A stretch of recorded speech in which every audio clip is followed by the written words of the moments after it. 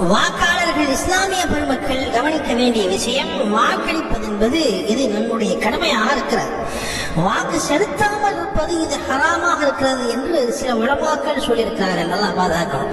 நாம வாக்கு செலுத்தி என்ன ஆகும் போது அப்படின்னு நினைச்சிடக்கூடாது. அல்லாஹ் நம்முடைய கையில் கொடுத்திருக்கக்கூடிய ஒரு வாய்ப்பாக இருக்கிறது. மக்கள் அநியாயக்காரனை பார்த்தும் அவனை தடுக்காமல் விட்டுவிட்டால் அல்லாஹ் அம்மக்களின் மீது தண்டனையை பொதுவாக்கி விடுவான் என்பதாக ரசூல் ஸல்லல்லாஹு அலைஹி வஸல்லம் அவர்கள் சொன்னதாக ஜமால் ஃபவாயித் என்ற நூலிலே பதிவு செய்யப்பட்டிருக்கிறது.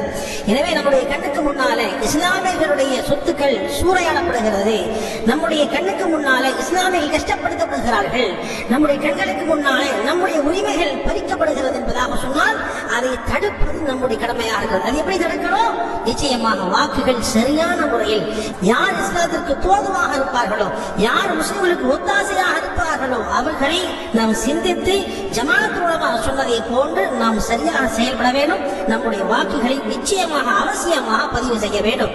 குறிப்பாக ஓட்டு நம்ம போடும் பொழுது, ஓட்டு போறதுக்கு முன்னாலே நம்ம வாக்கு செலுத்துவதற்கு முன்பதாக இந்த துஆவை நம்ம ஓதிட்டு போகணும். அல்லாஹும்ம லா துஸல்லித் அலைனா மன் லா யர்ஹம்னா வலா யகாஃபுக ஃபீனா. அல்லாஹும்ம லா துஸல்லித் அலைனா மன் லா யர்ஹம்னா வலா யகாஃபுக ஃபீனா.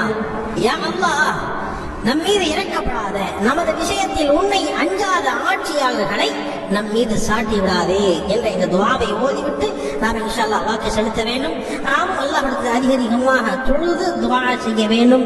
அல்லாஹ் நம்முடைய தேவைகளை பூர்த்தி செய்வானாக. அல்லாஹ் இஸ்லாமியர்களுக்கு வெற்றி தந்தருள்வானாக.